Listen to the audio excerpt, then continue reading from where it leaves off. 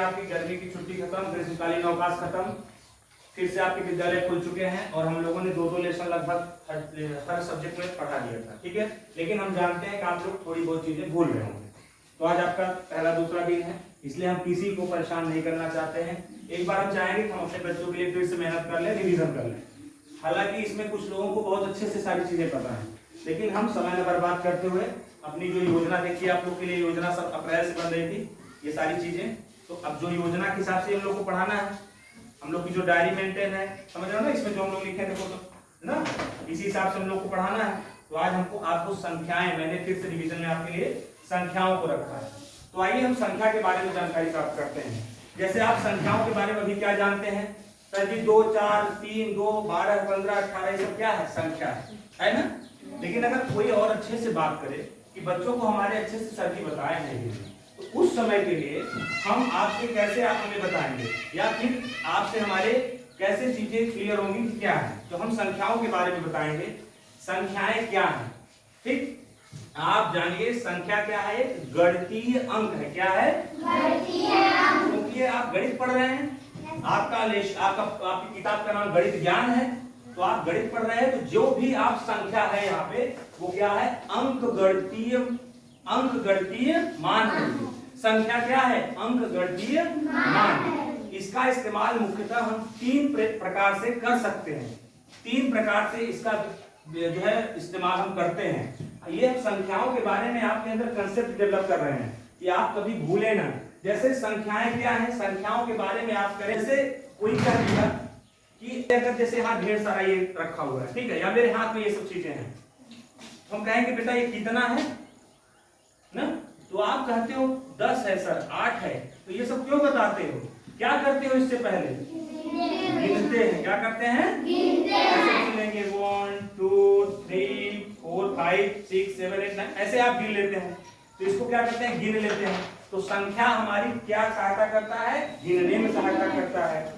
अगर आप दुकान पे जाते हैं, कोई सामान मांगते हैं, तो आप क्या कहते हैं, 2 किलो चीनी दे दीजिए, 1 किलो दाल दे दीजिए, कहते हैं ना। वहां पर आपको क्या करता है, तौल के देता है। क्या करता है, तौल के देता है। तो अगर आपको यही पकड़ा दिया जाए, आप कहेंगे ये सब्जी भारी है, कहेंगे ना। तो भारी का मतलब आप थोड़ी कहेंगे इतना भारी है, इतना भारी है, ये गलत है। आप इसको ले जाके तराजू रखेंगे, कहेंगे सब्जी 1 किलो का है। कितना है, 1 किलो। 1 लिखते ना, तो ये एक क्या है, अंक गणितीय मान ही तो है, संख्या ही तो है।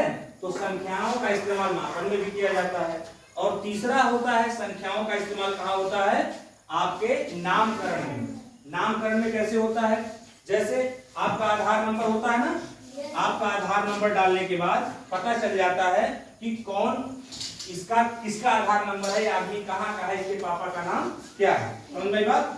इस प्रकार से आप आधार नंबर से पता लगा लेते हैं। खाता संख्या होती है, जैसे आप बैंक में गए तो वहां अपने बाबा का आधार का खाता संख्या लेकर चले जाएंगे, तब थोड़ी कुछ काम होगा। वहां आप अपना पासबुक लेके जाते हैं ना, जिसपे आपका खाता संख्या लिखा रहता है, तो तभी वही आपको पैसा निकलता है। तो उससे पता चलता है फला आदमी का यह है। इससे संख्या से पता चलता है, जो खाता संख्या रहता है उससे पता चलता है कि यह सत्यम का खाता है।